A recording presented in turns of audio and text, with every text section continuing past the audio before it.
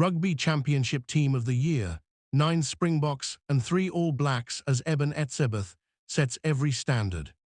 As South Africa romped to their second successive Rugby Championship title, every team had their moments in a topsy-turvy season of result turnarounds.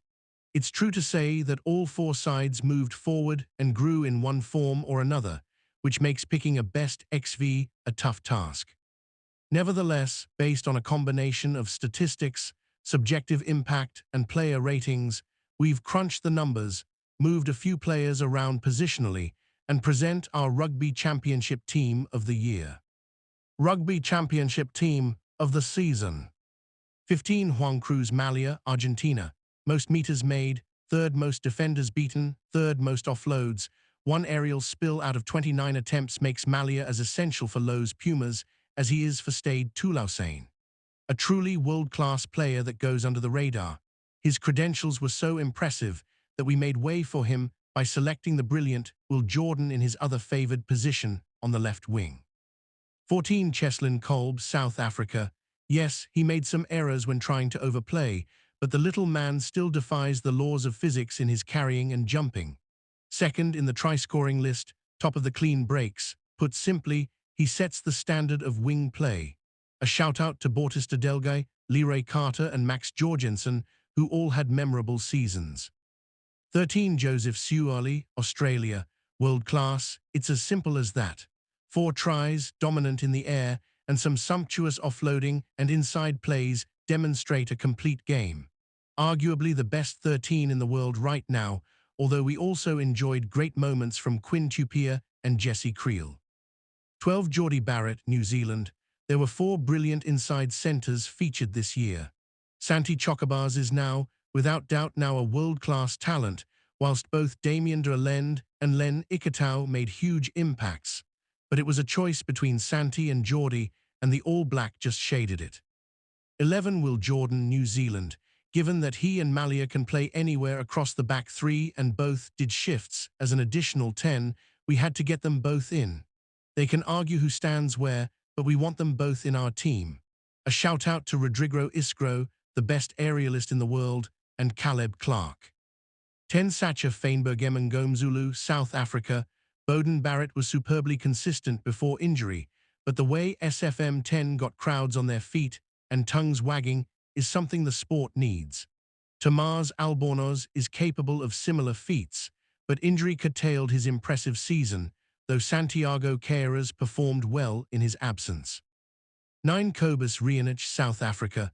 Possibly the hardest choice we had to make, with Cam Roigard, Nick White, Grant Williams, Tate McDermott, Jake Gordon and Gonzalo Garcia all having huge impacts at various points throughout the tournament.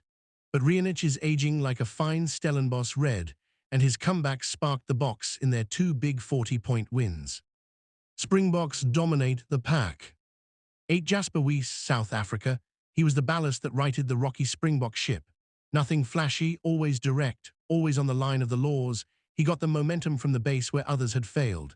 He missed the start of the competition due to suspension, but went 3 from 3, steering South Africa over the line. Joaquin Oviedo was staggeringly impressive, and his numbers speak for themselves, whilst Harry Wilson had a season to remember as both player and skipper. 7 Ardie Saviour, New Zealand. He's a top drawer at 8, but he's an all-time great at 7 open side or 6 in SA and ARG. His ability to get into the wide channels and demonstrate pure raw pace sets him apart. Fraser McRate was world-class all-tournament. Pablo Matera had some massive performances, and Quagga Smith also needs a shout-out somewhere in the back row as our selection panel was spoiled for choice at open side. 6 Marcos Kremer, Argentina. On the blind side, 7 in SA and Argentina. It was a straight toss-up between Kremer and Pieter-Steph du Toit, 2-man mountains, and as physical as you like. However, Kremer's stats are remarkable. Most tackles in the tournament, 83, most dominant tackles, 34, most post-contact meters by a forward, 89, as he was immense in every aspect of his game. We know our SA readers will disagree with our selection, but they'd probably concede that if this boy was from Bloem, he'd have a statue on every street corner. 5 Ruan Nortje, South Africa. Nortje has settled the debate on the Boks second lock. The man is what coaches call a glue player, never flashy, but always delivering the goods. Will Skelton has massive moments, but can't match Ruan's resilience.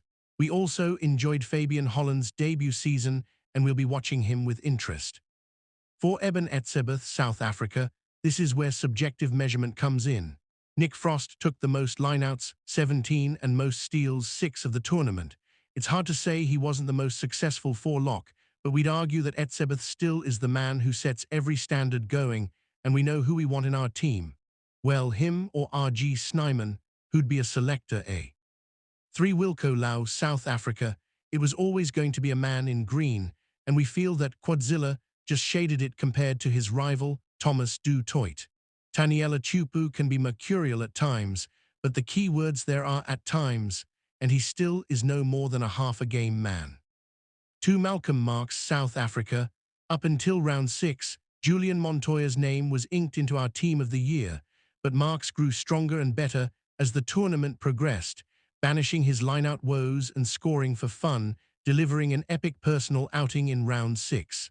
He's back, just when the box needed him most. 1 Ox Enchi, South Africa. A shoo-in, and he rightly completes an all-Springbok front 5. Devastating at times, a silent, smiling assassin that wins games.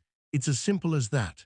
Angus Bell and James Slipper both had outstanding campaigns for the Wallabies, and we must commend Slips on an iconic and durable career, as he retires as the 3rd most capped player in Test rugby history.